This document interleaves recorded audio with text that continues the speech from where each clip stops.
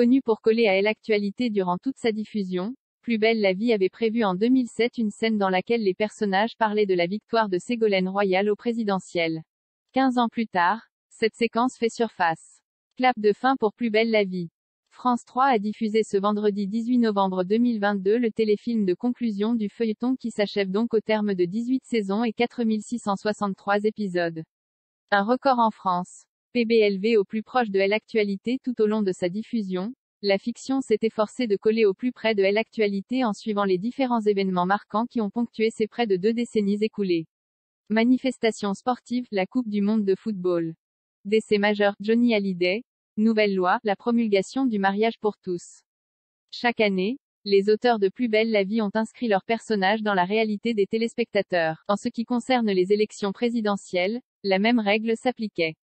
Sauf que 2 versions étaient prévues en fonction de la victoire de l'un des 2 candidats au second tour. Une scène inédite de PBLV dévoilée dans la matinale de RTL ce 18 novembre. Isabelle Morini-Bosc est d'ailleurs revenue sur cette prouesse signature de Plus belle la vie. Pour illustrer son propos, la journaliste spécialisée dans les médias a diffusé un extrait inédit de la série remontant justement à 2007, à l'époque du second tour de l'élection présidentielle qui opposait Nicolas Sarkozy et Ségolène Royal. En cas de victoire de l'un ou de l'autre, 2 versions avaient été prévues pour passer à l'antenne, une où les héros parlaient de la victoire de Nicolas Sarkozy et une où les héros parlaient de la victoire de Ségolène Royal. Évidemment, seule celle faisant état du sacre de Sarkozy avait alors été présentée par France 3. Mais 15 ans après, la version jamais dévoilée avec la victoire de Ségolène Royal a été enfin divulguée par Isabelle Morini-Bosc sur les ondes.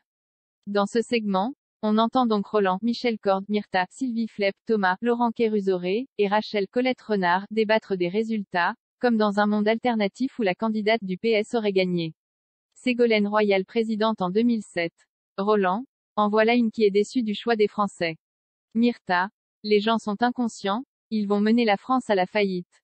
Rachel, je te rappelle que la gauche a déjà été au pouvoir sans nous mener à la faillite. Thomas, je trouve ça bien qu'on ait une femme présidente. Je suis sûr qu'elle a une vision différente de la politique. Roland, maintenant, on va voir ce qu'elle va faire. Myrtha, elle va ruiner la France avec ses mesures gauchistes. Un extrait à écouter dans la vidéo ci-dessous.